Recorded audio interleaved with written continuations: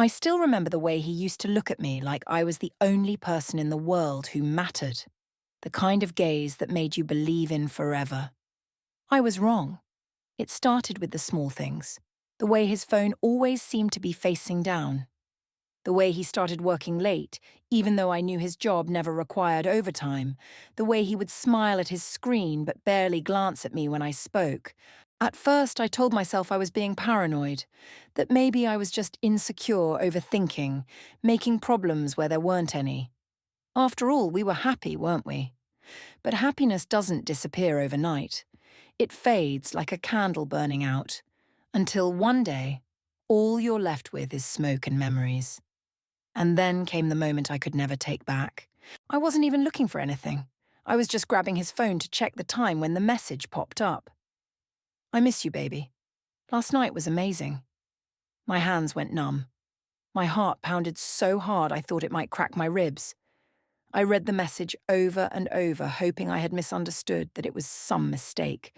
But there it was. Clear. Undeniable. I looked at him, sitting across from me, scrolling through his laptop like nothing had changed, like my entire world hadn't just shattered in an instant. Who is she? My voice was quiet, but I could feel the weight behind it. He looked up, confused at first. Then he saw his phone in my hand, and I watched the blood drain from his face.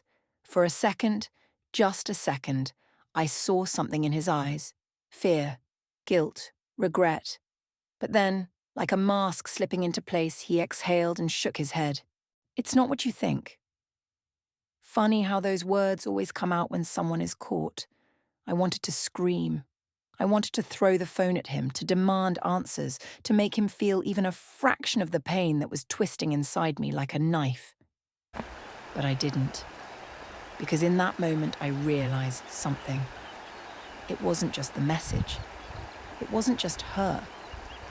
It was the way he had already left me long before I even knew. The way he had checked out of our relationship without a single word, without the decency to tell me that I wasn't enough for him anymore.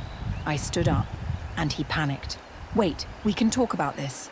His voice was softer now, desperate, as if words could erase the betrayal. I looked at him, really looked at him, and for the first time, I didn't see the man I loved. I saw a stranger. Someone I had once trusted with my heart, only to have him tear it apart behind my back. So I did the one thing I never thought I'd be strong enough to do. I walked away, and as I closed the door behind me, I felt something I hadn't felt in a long time. Relief, because losing someone who never really loved you isn't really a loss at all.